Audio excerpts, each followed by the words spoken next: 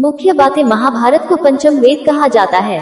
महाभारत की कहानियां आज भी प्रासंगिक हैं। भगवान श्री कृष्ण की उक्तियों को आत्मसात करने से जीवन सार्थक हो जाता है। महाभारत की कहानियां आज भी प्रासंगिक हैं। महाभारत में भगवान श्री कृष्ण के द्वारा बोले गए अनमोल वचन आज भी लोगों के जीवन में लागू होते हैं। महाभारत को पंचम वेद कहा जाता है। अगर महाभारत में भगवान श्री कृष्ण के द्वारा बोले गए उक्तियों को अपने जीवन में आत्मसात कर लिया जाए तो जीवन सार्थक हो जाता है। आज यहाँ हम जानेंगे भगवान श्री कृष्ण के ऐसे ही 15 अनमोल वचनों को। कर्म का फल व्यक्ति को उसी तरह ढूंढ लेता है जैसे कोई बछड़ा सैकड़ों गायों के बीच अपनी माँ को ढूंढ लेता है।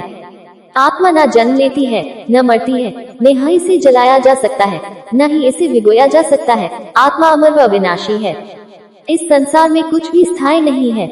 आत्मा शरीर को वैसे ही छोड़ देती है जैसे मनुष्य पुराने कपड़ों को उतार कर नए कपड़े धारण कर लेता है।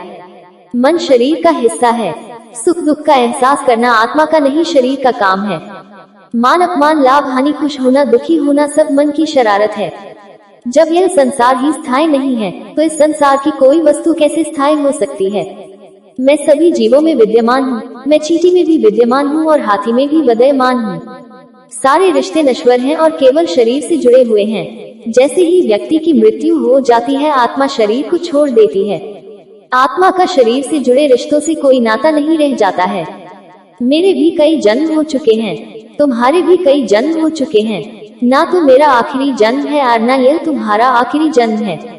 वर्तमान परिस्थिति में जो तुम्हारा कर्तव्य है वही तुम्हारा धर्म है। धर्म व्यक्तिगत होता है। मैं किसी के भाग्य का निर्माण नहीं करता, ना ही किसी के कर्मफल में दखल देता हूँ। व्यक्ति या जीव का कर्म ही उसके भाग्य का निर्माता होता है। क्रोध इंसान का सबसे बड़ा शत्रु होता है। क्रोध आने पर इंसान की सोचने समझने की शक्ति खत्म हो जाती है। उस व्यक्ति के पतन में ज्यादा समय नहीं लगता।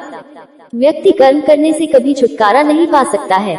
इसलिए तुम्हें हमेशा कर्म करते रहना चाहिए, क्योंकि कर्म के बिना तुम्हारे शरीर का निर्वाह भी नहीं हो सकता है। परिवर्तन ही संसार में स्थायी है, इसलिए परिवर्तन से नहीं घबराना चाहिए। मन को नियंत्रण में रखना किसी घोड़े के नवजात शिशु को नियंत्रण में रखने जितना कठिन होता है।